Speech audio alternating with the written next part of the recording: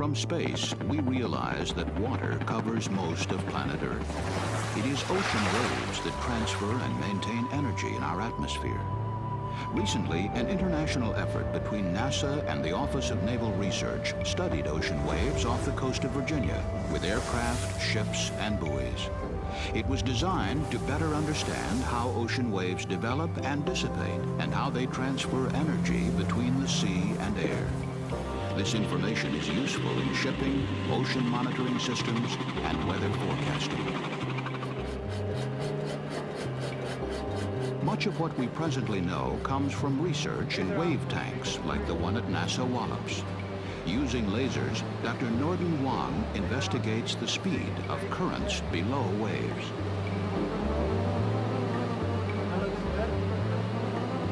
Laboratory research, along with field studies like this aboard the Canadian research vessel Creed, help determine how waves and currents interact. The Creed is specially designed with underwater stabilizers and narrow hulls that handle the sea well, making it a near-perfect wave study platform. Attached to her bow is this device, which very accurately measures the height and direction of waves. Scattered throughout the ship are a variety of instruments that collect local weather and ocean data. The Creed gathers information between visits to meteorological buoys. In a sense, the ship becomes a calibration device for buoys and aircraft because it makes such accurate measurements.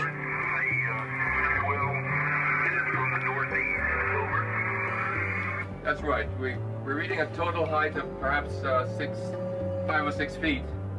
Is 6604. Remote sensing planes like NASA's C-130 can cover a larger area than the Creed in much less time. But many of its sophisticated instruments are new and have to be proven. Even so, there are exciting possibilities, according to Chief Scientist Dr. Mark Donlan. The most striking of which is the ability to measure the surface directional properties of waves from aircraft with what's called microwave radar systems that look down on the surface and either make, in effect, a stereographic map of the surface by sensing the elevation of the aircraft, or by scanning its slope properties and using that. One instrument, built by the University of Massachusetts, produces circular radar scans that plot complete profiles, giving researchers a color-coded roadmap of wave heights. Data from aircraft, buoys, and the ship give a high-angle view of the study site during intense weather. Animation shows a storm's track, with hot colors representing the highest waves. Being able to combine research tools like this will eventually lead to the ability to study all oceans of the world from space with satellites, giving us a truly global picture of our water-covered planet.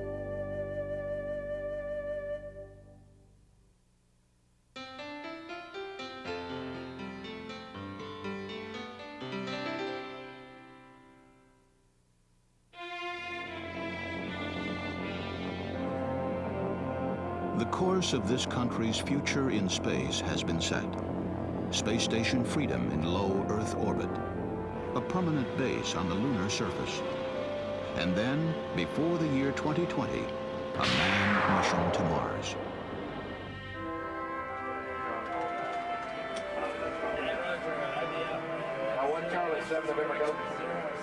Among many challenges to be met in achieving these goals is an efficient, reliable way to provide spacefaring crews with fresh air, clean water, and nutritious food. Carrying enough of these vital supplies on board would be costly and in many cases impossible, especially for lengthy missions. Seeking alternatives, researchers around the country, including a group at NASA's Kennedy Space Center, Florida, are developing a system where plants recycle air, water, and waste and provide food. Growing plants in a water-based nutrient solution eliminates the need to carry heavy soil into space. The work of Dr. Steve Schwarzkopf, an engineer at Lockheed in Sunnyvale, California, demonstrates how important it is to control the content of nutrient solutions. He's discovering that when tomatoes and lettuce are grown in the same solution, the lettuce doesn't fare so well. What we do not know yet is whether this effect is caused by the tomatoes putting out some kind of a chemical into the nutrient solution through the roots, or whether it might be due to the fact that they're taking up some nutrient that the lettuce needs and just not letting the lettuce get it. Researchers at NASA's Johnson Space Center in Houston are growing plants in soils similar to those on the lunar surface. Their test chamber allows them to work at reduced atmospheric pressures likely to be used in habitats on the Moon and Mars. The JSC team is also working to adapt physical chemical systems from the Apollo and Shuttle programs to recycle onboard breathing air. Dr. Mark Kliss at NASA's Ames Research Center in Mountain View, California, is integrating other recycling subsystems into a facility called the Salad Machine. Air circulated through a growth chamber collects moisture released by leaves. This air is then drawn through an opening in the rear of the chamber and piped into a condenser, which removes the water. Preliminary analyses indicate this recovered water is drinkable. This could now evolve into a different kind of system to where perhaps we could utilize gray water in the nutrient solution and then recover essentially potable drinking water. Recycling in space, enlisting the expertise of scientists and engineers around the country to support life beyond Earth.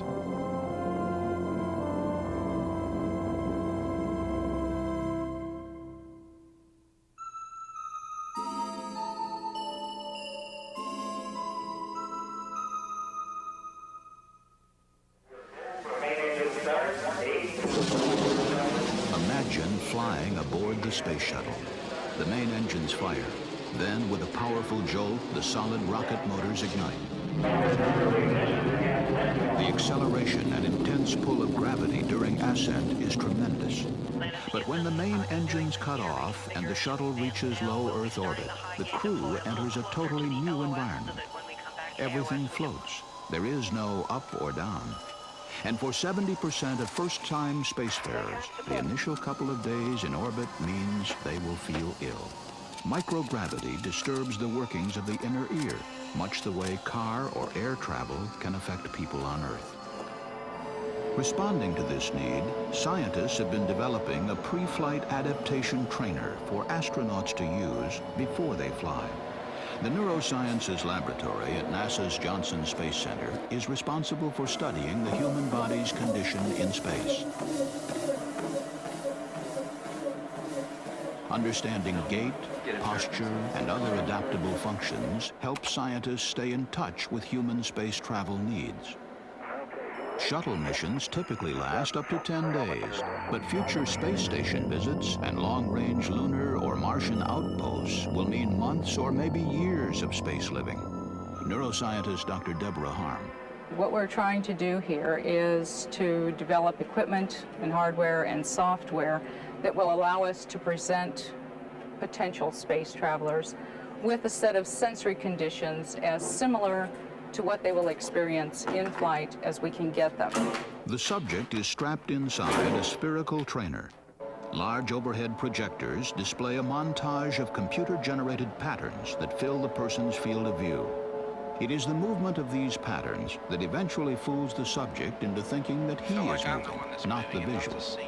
So the scene is not moving at all. It's Two-way 100% communication allows them to self-function. describe their experience and for Dr. Harm to You request still feel like different you're- head movements. You're rolling, Once but in exposed addition, to a moving in variety straight of line. pre-programmed visual So you cues, perceive a the brain combined axis recalibrates motion. itself to accept Roll what is combined similar with to the a weightless translation. environment.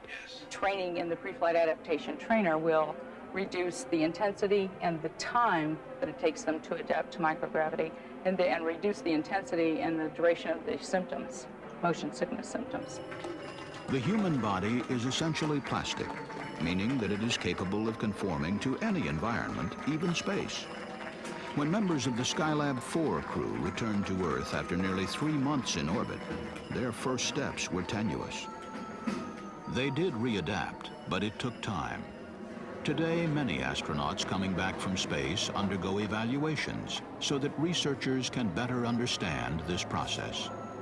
In the next decade, this research will be critical in better preparing astronauts for a long-term commitment to space.